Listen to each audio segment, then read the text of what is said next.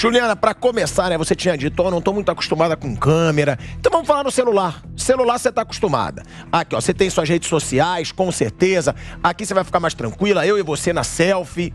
E aí eu te faço a pergunta. Qual é a sua acusação? Lembrando que a Joyce é uma ex-deputada federal, que foi uma grande aliada do Bolsonaro, e se elegeu com o apoio do Bolsonaro e depois começou a fazer fortes críticas ao governo Bolsonaro, ao presidente Bolsonaro, e você foi assessora da Joyce. Qual é a sua denúncia? Pode falar tranquila aqui no celular. Então, eu fui secretária da Joyce por 1 ano e 8 meses. Ela fez o convite para o meu marido, a gente morava em Curitiba, né? A gente aceitou em busca de uma vida melhor. Chegando aqui, eu fui primeiramente contratada por ele ter uma MEI, ter um monte de burocracias, né? Ele demorou um pouco mais para ser contratado. Fui contratada em abril e no começo de junho ele foi contratado. Chegando nessa época, ele pegou de 2021.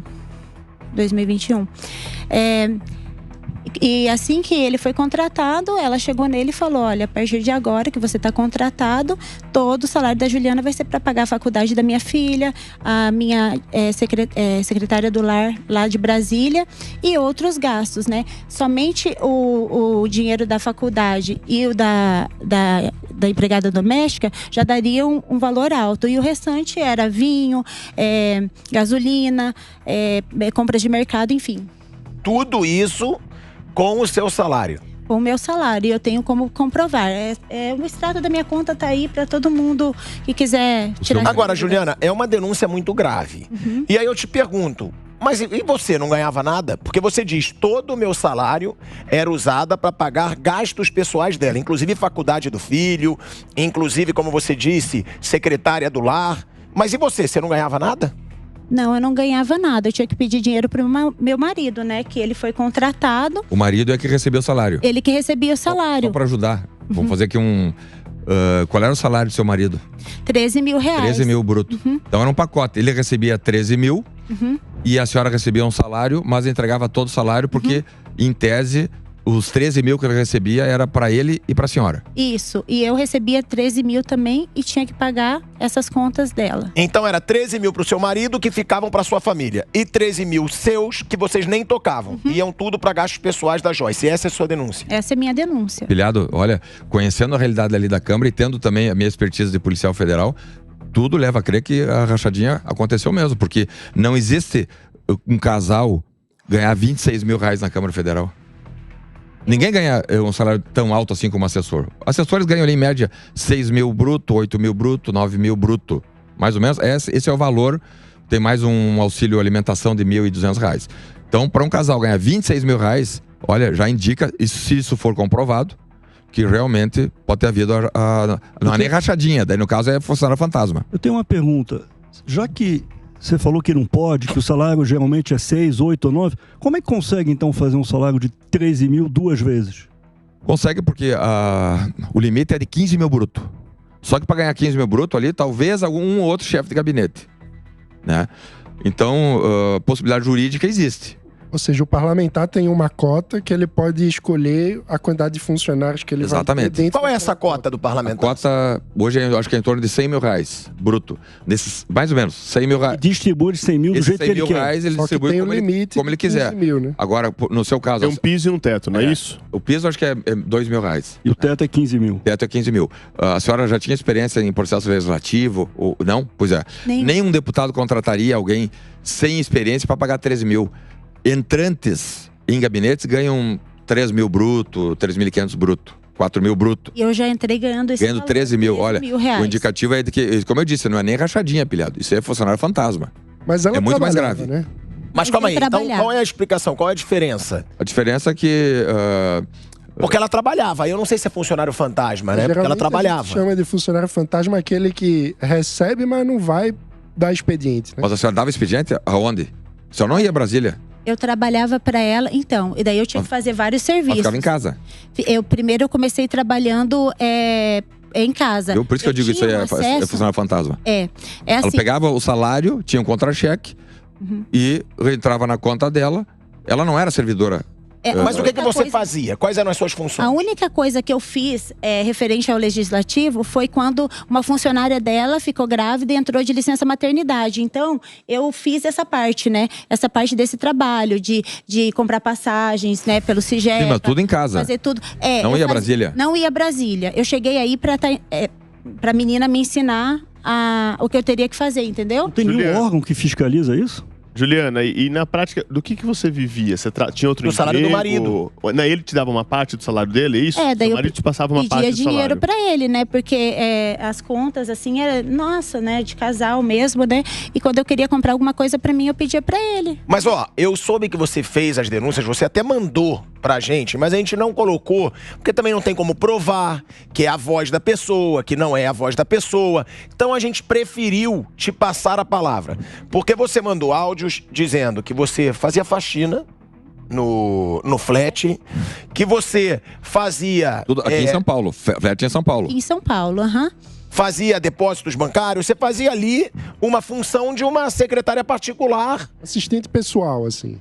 Sim, então o tamanho do desvio de função, né, que eu era submetida. Então eu tinha que limpar coisa pra ela, fazer compras, comprar coisa pro marido, às vezes comprar nem que fosse online coisas pra filha dela, levar carro em oficina, que eu já fiz muitas vezes isso. Às vezes não tinha com quem deixar meu filho, ele ia junto, então tem bastante testemunha. 13º, férias, tudo tinha que devolver? Esse valor de 13º, eu fiquei. O acerto também eu fiquei pra mim daí, né? Então, a senhora ficou lá 1 ano e 8 meses? 1 ano e 8 meses. Mas assim, a natureza do trabalho era um trabalho pessoal, mas recebendo como funcionária do gabinete. Isso já é irregular, né, deputado? Sim, isso é regular. Agora, o que chama atenção, e acho que chamou a atenção de todos, Brasil afora, é o fato dessa deputada federal ter inúmeras vezes ido para o plenário da Câmara, ido para a imprensa denunciar: a família Bolsonaro faz rachadinha, faz não sei o quê, né? Falava e acontecia, quando na verdade ela, né, se já não fazia lá atrás, aqui está praticamente, há indícios fortes, provas indiciárias fortes. Claro, a Polícia Federal vai investigar, e com o tanto de elementos que a senhora já apresentou para nós aqui, uma simples quebra de sigilo bancário, em 3 dias resolve-se a questão e o caso vai ser elucidado. Agora, uma pergunta. Simples, um caso simples de elucidação. Agora, uma pergunta. Você já tem um advogado? Você tá na justiça com relação a esse caso? Pra gente saber, porque o Sanderson falou da Polícia Federal. Mas também, você tem algum advogado? Você tem alguma forma que você tá se defendendo na justiça ou não? No momento é apenas uma denúncia onde você tá falando e não acionando a justiça. Olha, eu até onde eu sei, eu tenho direito a um advogado da Defensoria Pública, né? Como eu denunciei para o Ministério Público. E eu estou conversando com alguns advogados já, né? Mas nada oficial, assim, né? Agora, Bissoli, a gente tem um cara aqui que é um baita advogado eleitoral, inclusive. E aí eu quero te perguntar. O que fazer nessa situação? Porque o Sanderson falou, a Polícia Federal tem que investigar. É uma denúncia muito grave, onde você tem um salário de 13 mil reais, sem ter uma experiência administrativa. Desses 13 mil reais, você não encosta no salário para pagar gastos pessoais de uma deputada, para a qual você trabalhava. Qual é a denúncia? Isso é crime? Como que ela pode ser julgada e o que os advogados têm que fazer, além da Polícia Federal, diante dessas denúncias da Juliana? Asmar, em se comprovando as denúncias aqui trazidas, e isso me parece que nos autos a gente vai ter mais elementos, a própria investigação vai trazer isso, o Ministério Público, como ela citou, nós podemos ter 2 crimes claramente configurados. Do ponto de vista civil, a improbidade administrativa, ou seja, era um funcionário pago com dinheiro público, não fazendo a devida função, isso pode gerar o prejuízo ao erário, ou seja, um dinheiro público sendo usado para algo que não tinha contrapartida. E do ponto de vista criminal, o peculato, porque era uma apropriação indevida do dinheiro público por meio da função pública. Então nós temos na área civil e na área penal 2 possíveis desdobramentos claros no caso. Agora, desdobrando e analisando melhor o caso, tem uma série de outras possibilidades, né? Eu não sei se o fato do marido dela estar lá, isso ser uma pressão, é uma espécie de ameaça ou extorsão. Então nós vamos ter nos elementos do caso concreto, a possibilidade de analisar outros possíveis crimes ou outras possíveis infrações que possam ter sido cometidas e que a deputada vai ter que responder. Agora, o que me parece é que, de forma mais branda ou mais grave, não tem muito caminho para entender que o que foi feito aqui é normal. A justiça vai dizer, no final, qual é a tipificação exata e qual é a possível infração cometida, mas do ponto de vista de ilegalidade, nós já vemos aqui que é indiscutível, que se isso acontecia, como a senhora Juliana está aqui colocando, isso é extremamente reprovável. Porque não tem jeitinho de estar certo. Não tem como a deputada chegar e falar, não, mas era mais ou menos assim.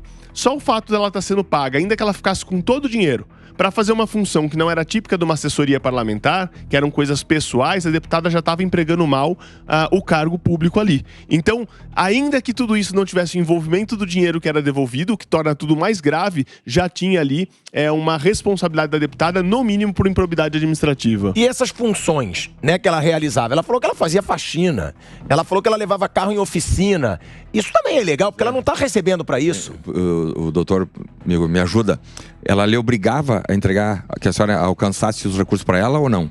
Se obrigava, é extorsão, não é nem peculato. Pois é, crime mais grave ainda. A depender do caso prático. Do Código Penal. A depender do caso prático. A senhora era obrigada ou se não quisesse entregar o mesmo, não entregaria? Eu era obrigada a entregar todo mês. Eu tinha que fazer e mantendo o emprego do marido. Pois é, extorsão. Aí tem uma série de. Você transferia diretamente para a conta pessoal dela? Não, para do ex-marido. Que ele que era responsável por pagar a faculdade. Simples, isso aí, olha... O ex-marido é aquele do episódio que dormia no apartamento, quando ela acordou machucado, ou não? É outra pessoa. Microfone. Olha, uma semana de investigação na Polícia Federal com quebra de sigilo bancário resolve esse caso facilmente, rapidinho. Mas vem cá, já era ex-marido? Eles já eram separados? Já eram separados. E aí você... Então, que aí tem ainda menos ligação. Ó, deposita lá pro meu ex-marido, porque é ele que paga a faculdade. Pior ainda. E ele tinha função no gabinete, o ex-marido dela? Não de fato, não era nomeado, mas o que vocês tinham que se reportar? Seu marido que também trabalhava com ela tinha que mandar alguma informação para o ex-marido. Qual era a função do ex-marido dela no gabinete ou no mandato? Nenhuma.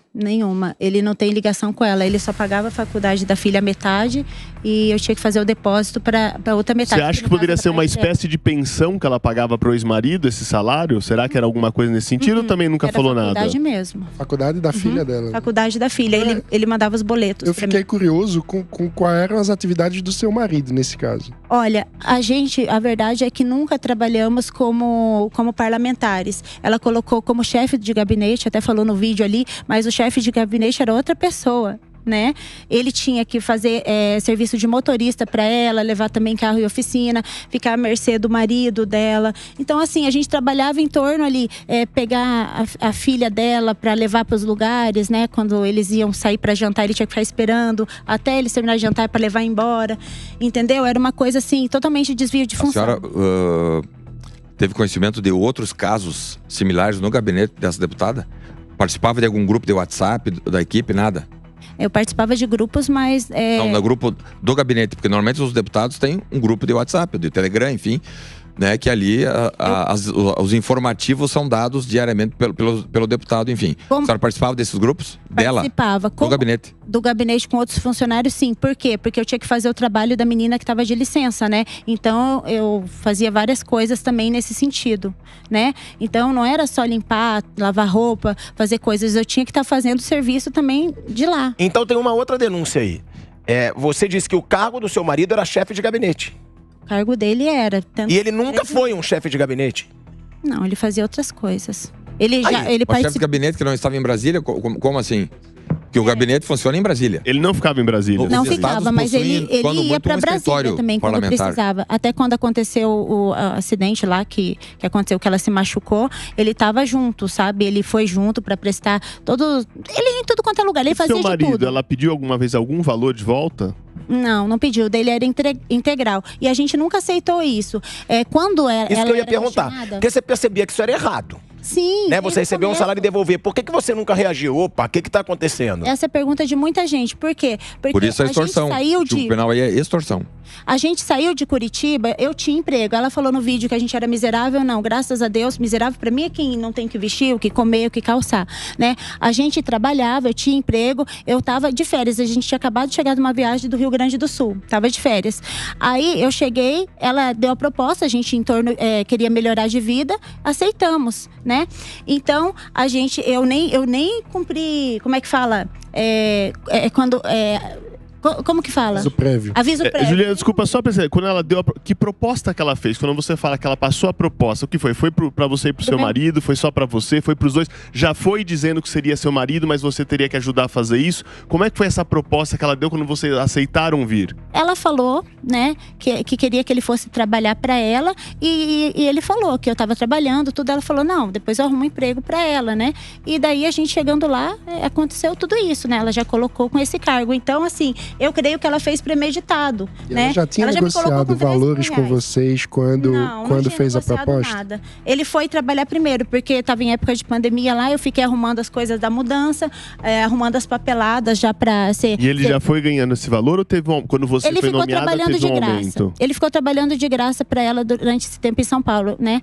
Por quê? Porque ele tinha MEI e demorou muito para... É uma burocracia, né? Demorou para ele ser admitido. Então, eu fui admitida primeiro.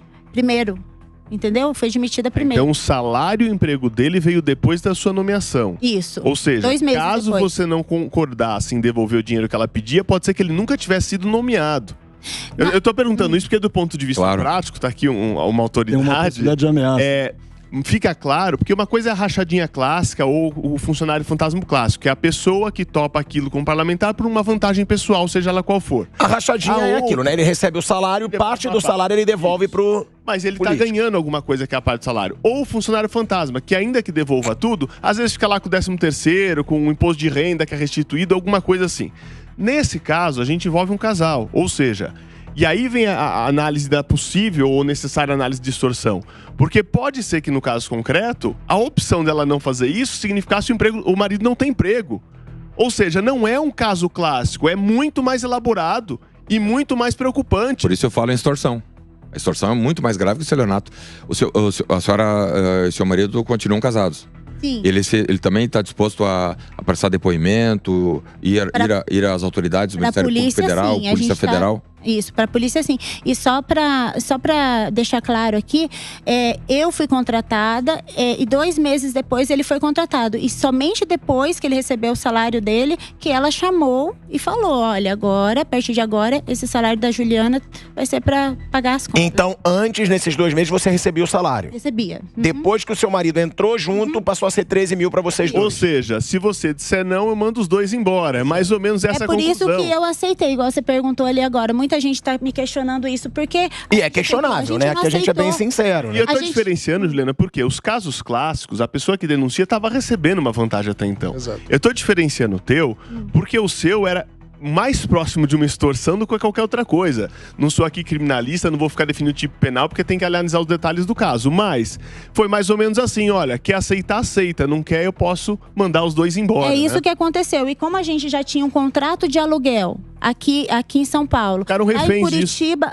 lá em Curitiba a gente conseguiu uma inquilina. Então ela tinha assinado o contrato. Como que a gente ia pagar multa, arcar com despesa de mudança, tudo de novo, eu com uma criança pequena. Então a gente ficou refém disso, a gente se sentiu acuado e acabamos que ficando debaixo dessa bola de neve que foi se aumentando cada vez mais. Você nem chegou a questionar ela sobre essa devolução? Não, porque você já pensou, cara, eu tô com aluguel, eu tenho um filho pra criar. A gente ainda falava pra ela, mas Joyce, não tem como.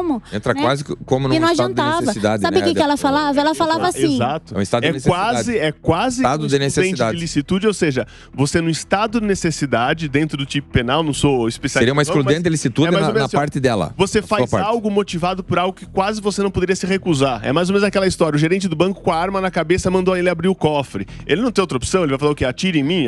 É mais ou menos por aí. E quando a gente a questionou, e quando o meu marido a questionou, ela falou, olha, se não tá satisfeito, voltem pra Curitiba. Porque ela sabia que não era simplesmente voltar, entendeu? Pô, tinha toda uma logística. E a mesma coisa que aconteceu ela dizia comigo, isso entendeu? explicitamente. Sim, não tá satisfeito, e ela falava assim, qualquer pessoa aceitaria isso. Sabe aqueles casos? Não, mas ó, o Bissotti, antes de você falar, isso é muito grave. É outra coisa grave. Ela diz, não tá satisfeito, volta pra Curitiba. É o que você falou. Implicitamente. É isso, é explicitamente. Foi o que você falou. Ou você faz ou você tá demitido. Aqueles casos, sabe que você mantém a pessoa trabalhando na sua casa quase que em regime de escravidão, porque a pessoa não quer ou ela quer quer receber, você fala, volta de onde veio. E aí você tá com um estrangeiro, tá com alguém que não tem família, tá com alguém que não tem dinheiro pra comprar passagem de volta. Guardadas as devidas proporções, a realidade dela que era família, filho, etc., a opção dela sair do cargo significaria não ter nada. Sair com uma dívida já contraída dos aluguéis e ter uma família pra sustentar. Foi extremamente pernicioso o plano que ela engendrou para poder fazer esse tipo de contratação. E ó, antes de te perguntar, eu queria fazer um elogio a Damares, nossa produção aí, que conseguiu essa entrevista, porque realmente é muito esclarecedor, é bom a gente estar trazendo essa entrevista aqui, parabéns pra Damares. Agora, você disse, quando você chegou, que você estava com medo. Né? Você chegou a falar, ó, eu tô com medo. Eu falei, ó, fica tranquila, a gente vai te fazer as perguntas normalmente. Que medo é esse? Você tem medo de quê? Você já chegou a ter alguma ameaça? Que não tenha sido diretamente, alguma ameaça indireta? Por que você tá com medo nesse momento? Eu tô me sentindo ameaçada. Sempre trabalhei debaixo de ameaças. Ela tinha o costume de falar, qualquer coisa, eu vou esganar vocês, né? Já me ameaçou de morte, de mandar matar também, né?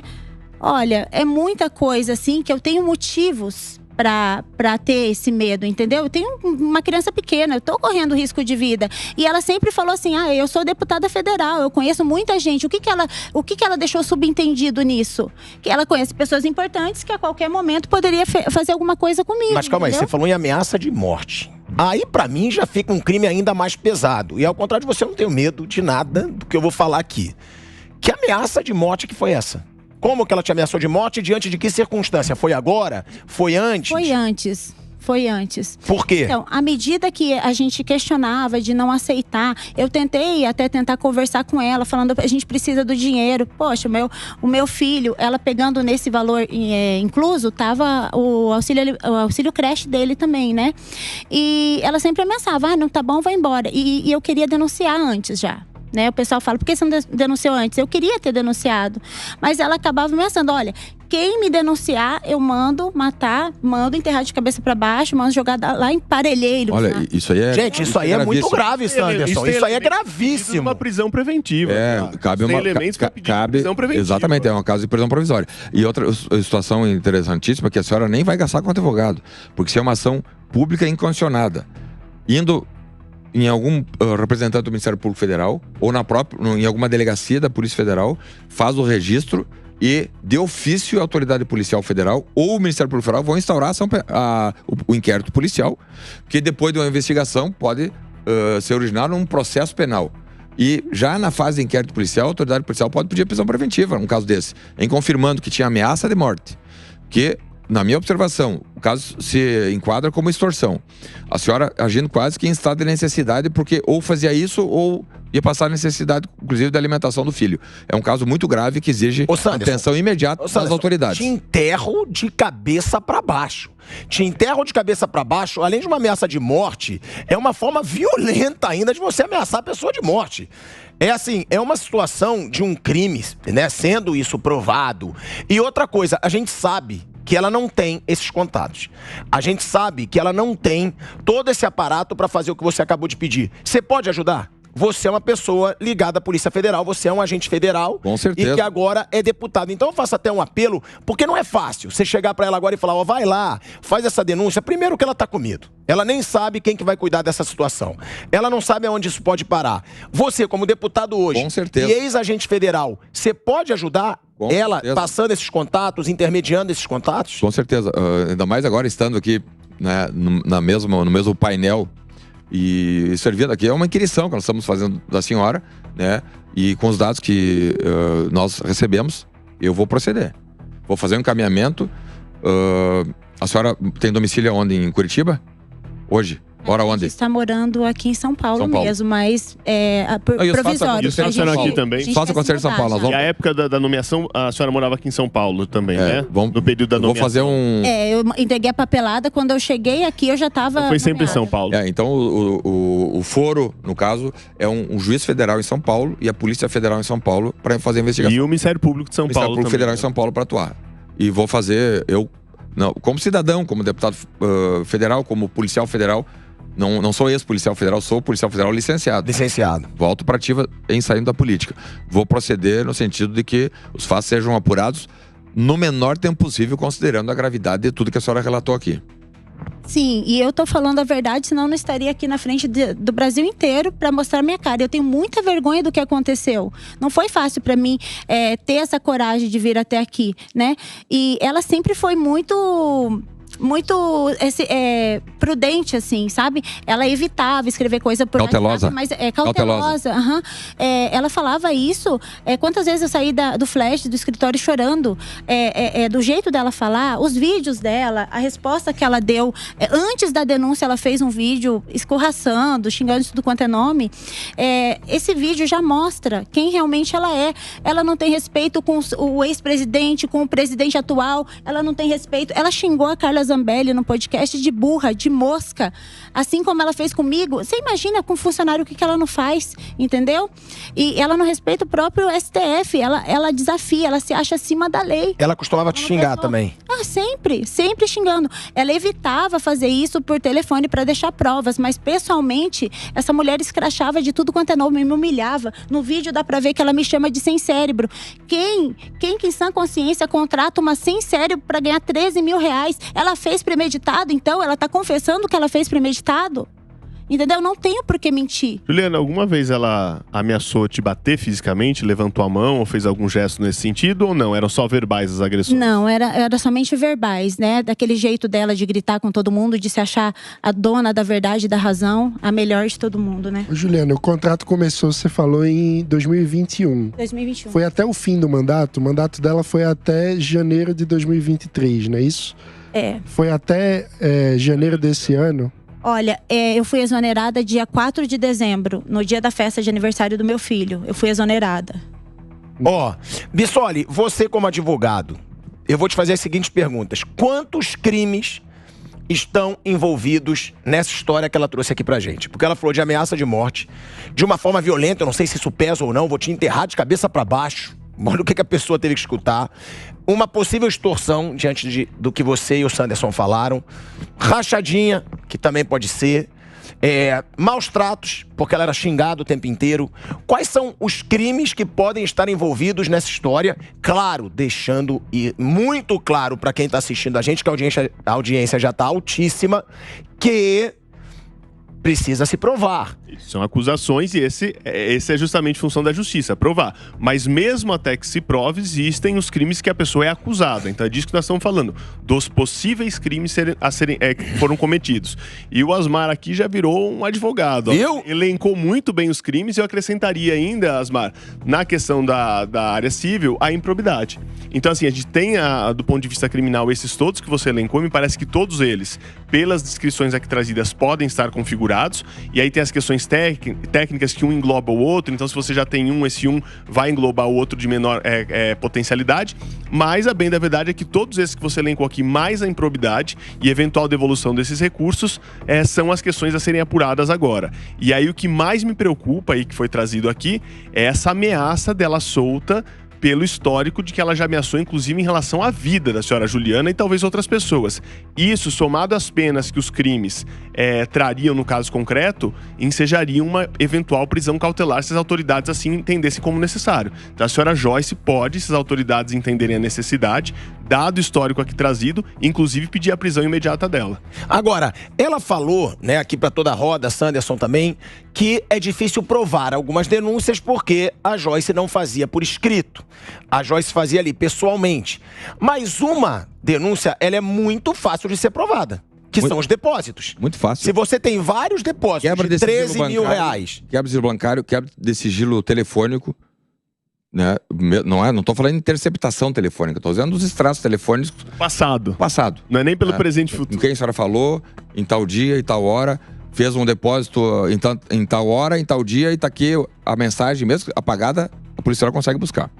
Então, cotejando e unindo esses conjuntos de elementos de prova e de indícios de prova, é fácil de provar. É fácil de chegar à autoria delitiva apontando para essa ex-deputada federal. E o caso de improbidade administrativa, que é uma lei lá de 93, né? Nós estamos, inclusive, no Congresso tentando reformar essa lei, modernizar, enfim, né? Alguns pontos ali polêmicos, mas o fato é que tem uma lei de improbidade administrativa de 93 produto de um comando da Constituição Federal de 88, justamente para evitar esse tipo de coisa. Que é o quê? Evitar enriquecimento ilícito, porque enriquecimento não quer dizer grandes fortunas. Enriquecimento ilícito é R$1 que tu pegar para ti, tu tá enriquecendo ilicitamente. E sendo comprovado enriquecimento ilícito, né, com o dinheiro do erário público, quebrando princípios da administração pública, eu não estou falando da questão penal. A improbidade administrativa não é uma ação penal, é uma ação específica, sui generis, que vai levar o quê? A proibição de ocupar cargos públicos por 8, 10 anos. E aí, com isso, né, afastaria-se alguém que não tem condições de ser um agente público. Nem ano que vem nós temos a eleição. Vai ver se essa ex-deputada federal não quer vir a vereadora em São Paulo, ou algum cargo político qualquer. E com isso, em sendo comprovado uma improbidade administrativa, ela seria também proibida de ocupar cargo público por, no mínimo, 8 anos. Inelegível. Inelegível. Seria ficha suja. Uma vez comprovado e havendo a condenação já em segunda instância, não precisa nem ser definitiva, ela seria considerada ficha suja. E ó, deixando uma coisa bem clara aqui, quem acompanha a Jovem Pan sabe que a gente faz um jornalismo independente, que a gente dá uma oportunidade para os dois lados sempre. Muita gente diz, conservador, sempre tem pessoas aqui com opiniões de esquerda. Então, a gente preza por isso. E a Joyce, se ela quiser falar, ela está sendo, né, procurada pela nossa produção. A gente abre espaço, sim, para a Joyce se defender. Isso é a Jovem Pan. Agora, a gente está fazendo a nossa parte. Diante de uma denúncia tão grave, é muito importante escutar a Juliana Beges, que está aqui com a gente, ex-assessora, ex-secretária, que recebia R$13 mil de salário para repassar tudo para Joyce de acordo com ela. Tá? De acordo com a denúncia dela. E se a Joyce quiser falar com a gente, o espaço está aberto, a nossa produção está procurando a Joyce e ela pode se defender, pode falar tudo que ela quiser nesse momento. O que também é importante, né, mano? A gente está abrindo espaço. Cabe a ela querer ou não participar. Ouvir todos os lados é o princípio básico do jornalismo, né? Então estamos fazendo nossa parte. Eu queria tirar mais uma dúvida. Do dia da exoneração, você teve algum contato novamente com a Joyce? Ela lhe mandou alguma mensagem? Ou vocês perderam completamente o contato desde então? Não, depois da minha exoneração, só o meu marido que teve contato com ela, né? Porque ele continuou até o final do mandato. Então você foi exonerada, mas seu marido continuou. Então, o que ela disse em vídeo também, que ela está acusando a gente de extorsão, né, de tentar chacá-la. Isso não procede, porque ele continuou ali. Por que ela não fez a denúncia antes, se isso procedia, né? E não procede. É absurdo isso, ela falar que a gente tentou achacá-la. Absurdo. E por que você resolveu fazer a denúncia agora? Porque eu não tive a oportunidade antes. Ela tinha imunidade parlamentar, eu estava sendo ameaçada, me sentia refém. Eu até procurei algumas pessoas para tentar me dar uma luz, assim, para tentar me orientar, né? Pessoas importantes, assim, não tive resposta, ninguém tinha aberto. A senhora hoje, seu marido vivem do quê? Estão trabalhando ou não? Hoje, a gente não está não estamos trabalhando, porque a gente vai se mudar. Isso, a gente vai se mudar daqui, né? Eu tô com medo, a gente vai se mudar por lugar desconhecido e a gente tá vendendo uma propriedade lá em Curitiba.